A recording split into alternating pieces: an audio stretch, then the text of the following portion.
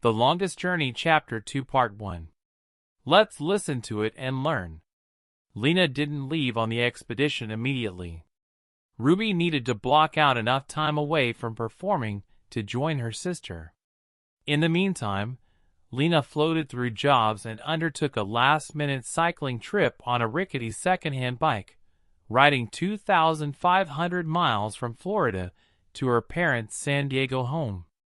Then, around Christmas in 2000, she heard that another local skier was planning a Coast Range traverse, and aiming to do it all in one go. His name was Guy Edwards.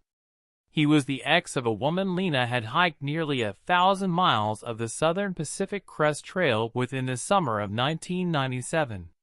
He was known as Fast Eddie, renowned in both the American and Canadian mountain communities for his climbing feats on ice, snow, rock walls, and boulders. He had an almost hyperactive energy and an effervescent personality. Like Lena, Guy preferred fluorescent second-hand clothing to technical apparel. He painted his toenails.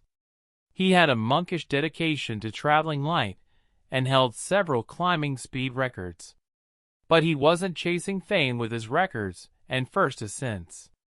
Like many in the BC Coast's outdoor community, he believed that a person's accomplishments should fly under the radar. When Lena heard what Guy was planning, she called his house and left a message on the answering machine. She wanted in on the trip, and maybe Ruby could come too. Guy returned Lena's call in early January. His team was aiming to reach Skagway in Alaska, he said, a 1,200-mile journey over 7 months. It was short of Lena's vision of going all the way to Mount Logan, an additional 420 miles, but she was still interested. He said he'd have to speak to his other teammates first. Guy had been planning the traverse for months and had already assembled an all-star team of alpinists: Vance Colbert, John Miller, and Dan Clark. Guy and Vance connected years earlier through the Varsity Outdoor Club, VOC, a cadre of climbers and mountaineers at the University of British Columbia. He and Guy had done expeditions together, including climbing Waddington without any maps, testing their route-finding skills up the complicated mountain.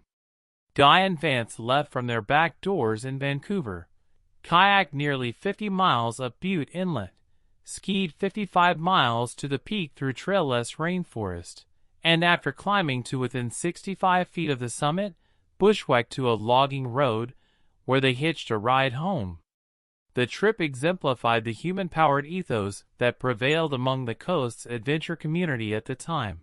Fueled by environmentalism, they eschewed helicopters, ski lifts, even their own vehicles when on expeditions.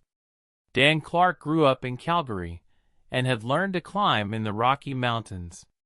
He'd skied other long expeditions, including a first-ever traverse in the Columbia Mountains west of Banff. When he heard that a few guys were planning an epic journey across the Coast Range, he drove out to persuade Guy to let him join the team.